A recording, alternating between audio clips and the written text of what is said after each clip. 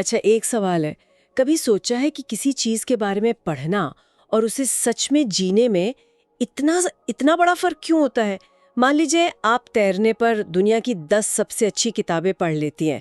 आप हर स्ट्रोक की तकनीक, पानी का घनत्व, सब कुछ, मतलब सब कुछ रट लेती हैं। दिमागी तौर पर आप एक एक्सपर्ट हैं, पर क्या आप तैरना जानती हैं? नहीं। जब तक आप खुद पानी में नहीं उतरती, वो एहसास महसूस नहीं करती, तब तक वो सारा ज्ञान सिर्फ जानकारी है, अनुभव नहीं है। बिल्कुल। और यही यही वो बुनियादी फर्क है जहां आज की हमारी बातचीत की जड़ें हैं। एक ज्ञान है जिसे हम इकट्ठा करते हैं, दिमाग में भरते हैं, और दूसरा ज्ञान वो है जिसे हम जीते हैं, जो हमारे वजूद का, हमारी हस्ती का हिस्सा बन जाता है। ये दो दो अलग दुनियाएं हैं। सही कहा। और आज हम इसी की गहराई में उतर रहे हैं। हमारे जो स्रोत है ना, वे ज्ञान की परिभाषा को ही एक नए नजरिए से देखते हैं। वो दो तरह के शब्दों की बात करते हैं, एक है मृत शब्द और दूसरा है जीवंत शब्द। हाँ, ये स्रोत आध्यात्मिक रास्ते पर ज्ञान पाने के तरीकों से जुड़े हैं, पर इनकी बातें मुझे लगता है जिंदगी के हर पहलू पर लागू होती है। एकदम सही बात। ये सिर्फ आध्यात्मिकता की नहीं बल्कि सीखने की प्रक्रिया के दिल पर से सवाल उठाता है। क्या सच्चा सीखना सिर्फ जानकारी जमा करना है या फिर चेतना का एक तरह का रूपांतरण है? तो आज का हमारा मकसद इन दोनों तरह के ज्ञान के बीच के फर्क को परत दर परत खोलना है और ये समझना है कि ये स्रोत एक को दूसरे पर इतनी अहमियत क्यों देते हैं। चलिए शुरू करते हैं मृत शब्द से। ये सुनने में थोड़ा कठोर लगता है। मृत, इसका असल में मतलब क्या है? इसका मतलब उन शब्दों से है जिनमें जान नहीं है, अनुभव की धड़कन नहीं है। स्रोत के हिसाब से मृत शब्द वो ज्ञान है जो हमें किताबों से, धर्म ग्रंथों से, शास्त्रों से मिलता है। इसे ऊपरी या सतही कहा गया है क्योंकि ये किसी और का अनुभव है जिसे शब्दों में बस कैद करने की कोशिश की गई है। अच्छा, ये वैसा ही है जैसे आप किसी बहुत ही स्वादिष्ट व्यंजन की रेसिपी पढ़ रहे हो। आप सामग्री देख सकते हैं, बनाने की विधि समझ सकते हैं, यहाँ तक कि उसकी तस्वीर देखकर शायद मुंह में पानी भी आ जाए, पर जब तक आप उससे चखते नहीं, आप उसके स्वाद को नहीं जानते। वो रेसिपी मृत शब्द है। ये दिलचस्प है। तो इसका मतलब ये नहीं हुआ कि किताबें या ग्रंथ बेकार हैं? स्रोत भी मानते हैं कि किताबें वो व्याख्या कर सकती हैं, जानकारी दे सकती हैं, प्रेरणा दे सकती हैं। हाँ, उत्साह भी बढ़ा सकते हैं। बिल्कुल। वो एक ट्रैवल गाइड की तरह है। राइट। गाइड आपको नक्शा दिखा सकती है, तस्वीरें दिखा सकती है, इतिहास बता सकती है, लेकिन वो गाइड आपको वहाँ की हवा में घुली नमी या बाजार की चहल पहल का एहसास नहीं करा सकती। और यही उनकी सबसे बड़ी सीमा है। वो अनुभव का विकल्प नहीं हो सकती। स्रोत इस बात पे बहुत जोर देते हैं कि सत्य को जानने के लिए सिर्फ किताबी ज्ञान एक तरह का भ्रम है। शब्द इशारे कर सकते हैं, उंगली दिखा सकते हैं कि चांद वहां है, पर वो खुद चांद नहीं बन सकते और अक्सर लोग उस उंगली को ही देखते रह जाते हैं। तो अगर किताबें और शब्द हमें मंजिल तक नहीं पहुंचा सकते, तो फिर पहला कदम क्या है? हम शुरू कहाँ से करें? क्या स्रोत इस बारे में कुछ बताता है? हाँ, और यहीं से चीजें और गहरी होनी शुरू होती हैं। स्रोत हमें यूनानी दार्शनिक अरस्तु का हवाला देते हैं। अरस्तु ने लिखा था कि ये बाहरी ज्ञान या शब्द नहीं बल्कि वास्तविक अनुभव था, जिसने एक शिष्य को आध्यात्मिक रहस्यों के गहरे अर्थ को समझने में मदद की। मतलब जो कुछ भी पढ़ा या सुना गया था वो तब तक अधूरा था जब तक शिष्य ने उसे अपनी चेतना में अनुभव नहीं कर लिया। उसे खुद पे घटाना पड़ता है। कमाल है, एक प्राचीन यूनानी दार्शनिक, और ये विचार दुनिया के दूसरे कोने में भी गूंजता है ना? स्रोत में एक ज़ेन उपदेश का भी तो जिक्र है, जीवंत शब्द का अभ्यास करो, मृत शब्द का नहीं।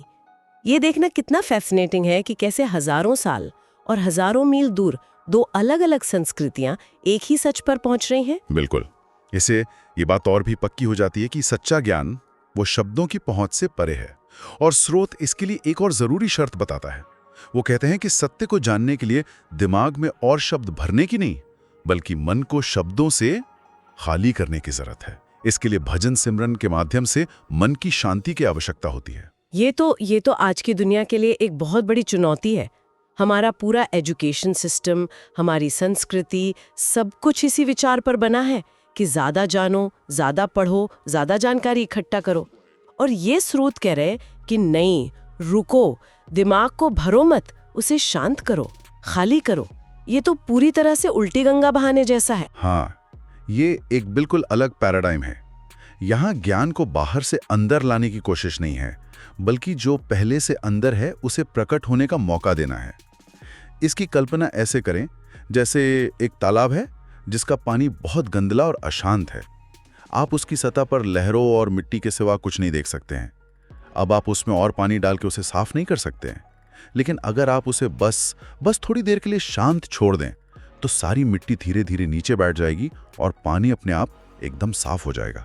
और फिर आप उसकी गहराई में देख सकते हैं। हाँ, फिर आप उसकी गहराई में छिपे खजाने को साफ साफ देख सकते हैं।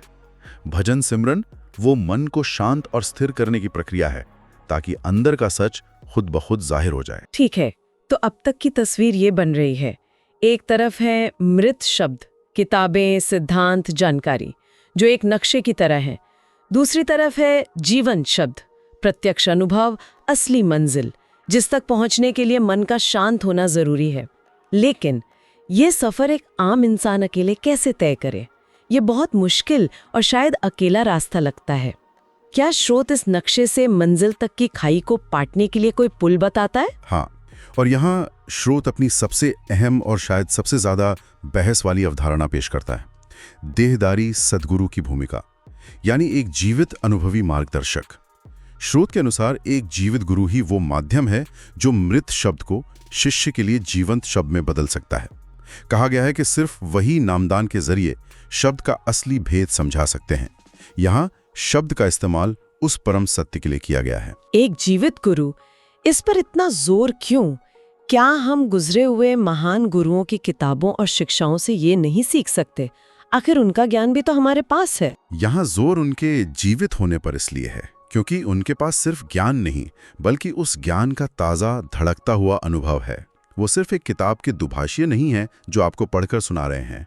वो उस रास्ते पर खुद चले हैं और अभी भी चल रहे हैं। वे जानते हैं कि कहाँ फिसलन है, कहाँ मन धोखा देता है और अंधेरे में रोशनी कैसे ढूंढनी है। उनका ज्ञान सैद्धांतिक नहीं, व्यावहारिक है। जैसे किसी अनुभवी पर्वतारोही के साथ एवरेस्ट पर चढ़ना। बिल्कुल, बजाय इसके कि आप सिर्फ तेंजिंग नोर्गे की डायरी पढ़कर अकेले निकल पड़े। ये उदाहरण अच्छा है, लेकिन इसमें एक खतरा भी तो है। अगर वो गाइड ही गलत हुआ तो, अगर वो आपको गलत रास्ते पर ले गया तो, ये विचार कि आपको किसी एक इंसान पर इतना भरोसा करना होगा, क्या ये लोगों को शोषण के प्रति संवेदनशील नहीं बनाता? ये एक बहुत ही वाजिब और जरूरी सवाल है। हालांकि आज हम जिन स्रोतों पर बात कर रहे हैं वे एक सच्चे गुरु की पहचान के तरीकों पर विस्तार से नहीं जाते हैं, लेकिन वे गुरु की भूमिका पर ध्यान केंद्रित करते हैं। भूमिका पूजा करवाने की नहीं बल्कि एक उत्प्रेरक, एक कैटलिस्ट बनने की है। और यहीं पर नामदान की प्रक्रिया का जिक्र आता है। बताया गया है कि इस प्रक्रिया के जरिए सतगुरु अपने शिष्यों के अंदर एक रहस्यमयी चिंगारी जला देते हैं। एक मिनट, रहस्यमयी चिंगारी, ये सुनने में बहुत काव्यात्मक लगता है, पर इसका असली मतलब क्या है? कहीं ये सिर्फ एक मनोवैज्ञानिक प्रभाव तो नहीं, मतलब किसी पर गहरा विश्वास करने का असर? स्रोत इसे एक वास्तविक आंतरिक घटना के रूप में वर्णित करता है, न कि सिर्फ एक मनोवैज्ञानिक एहसास के तौर पर। इसे ऐसे समझिए, गुरु शिष्य को कुछ ऐसा नहीं देते जो उसके पास पहले से नहीं है। वे बस उसके भीतर जो आध्यात्मिक क्षमता सोई हुई है उसे सक्रिय कर देते हैं।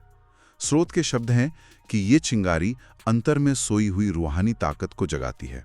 हर इंसान के अंदर वो क्षमता मौजूद मानी गई है, लेकिन वो सुप्त है। जैसे एक माचिस की तीली में आग की पूरी क्षमता होती है, पर उसे जलाने के लिए बाहर से एक घर्षण, एक चिंगारी की जरूरत पड़ती है। गुरु वही बाहरी चिंगारी है। तो ये कोई जादुई करतब नहीं है, बल्कि एक तरह से शिष्य की चेतना को सही दिशा में मोड़ने की एक तकनीक है। ये कुछ ऐसा है जैसे किसी ने आपको ये दिखाया हो कि आपके अंदर ही एक स्विच है जिसे आप खुद ऑन कर सकती हैं, और उस स्विच को ऑन करते ही आपकी ऊर्जा बाहर से हटकर अंदर की ओर बहने लगती है। आपने इसे बिल्कुल सही पकड़ा। ये चिंगारी किसी बाहरी शक्ति का आरोपण नहीं है, बल्कि शिष्य की अपनी ही आंतरिक शक्ति को जगाने की एक व्यवहारिक शुरुआत है। गुरु वो तकनीक, वो शुरुआती इंपल्स देते हैं जिसके बाद यात्रा शिष्य को खुद करनी होती है। लेकिन अब वो अंधेरे में टटोल नहीं रहा होता। उसके पास एक रोशनी होती है, एक दिशा होती है जो उसे उस गुरु के जीवंत अनुभव से मिली है। यही जीवन शब्द है, एक जीवित अनुभव जो एक व्यक्ति से दूसरे व्यक्ति में मुंतकिल होता है, न कि सिर्फ कागज पर लिखे बेजान अक्षर। तो अगर मैं इन सब बातों को जोड़ने की कोशिश करूं, तो तस्वीर कुछ ऐसी बन रही है कि ज्ञान कोई लाइब्रेरी नहीं है जिसे आप अपने दिमाग में भरती हैं, ये एक आग है जिसे आप अपने अंदर जलाती हैं। और इन स्रोतों के मुताबिक आप सिर्फ इंस्ट्रक्शन मैनुअल पढ़कर वो आग नहीं जला सकती, आपको एक ऐसी लौ से चिंगारी लेनी पड़ती है जो पहले से जल रही हो। बहुत खूबसूरत तरीके से कहा आपने। यही इस पूरी चर्चा का सार है। हमने अरस्तू के अनुभव पर जोर देने की बात की, ज़ेन की शिक्षा को देखा और मृत शब्द की सीमाओं को समझा, और आखिर में हमने एक देहधारी सद्गुरु की भूमिका को जाना, जो स्रोत के मुताबिक अपने निजी अनुभव के आधार पर वो जीवंत शब्द प्रदान करते हैं। वो चिंगारी देते हैं जो एक शिष्य की सोई हुई आंतरिक शक्ति को जगाती है।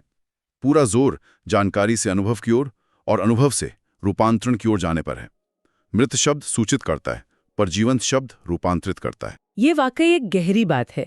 स्रोत एक गुरु के व्यक्तिगत जीवित अनुभव को शिष्य की क्षमता को जगाने की कुंजी मानते हैं, और ये मुझे सोचने पर मजबूर करता है कि ये सिद्धांत सिर्फ आध्यात्मिकता तक ही सीमित नहीं है। खेल में, संगीत में, कला में, यहाँ तक कि बिजनेस में भी हमारे पास कोच, उस्ताद और मेंटोर होते हैं। हम आज एक ऐसे युग में जी रहे हैं जहाँ हमारे पास 80 में जानकारी है, YouTube से कुछ भी सीखा जा सकता है। तो ये सवाल उठता है कि इस डिजिटल सूचना के महासागर में एक जीवित सांस लेते हुए इंसान, एक मार्गदर्शक का अपूरणीय मूल्य क्या है? वो कौन सी चिंगारी है जो एक इंसान दूसरे इंसान को दे सकता है, जो अरबों गीगाबाइट का डेटा कभी नहीं दे सकता?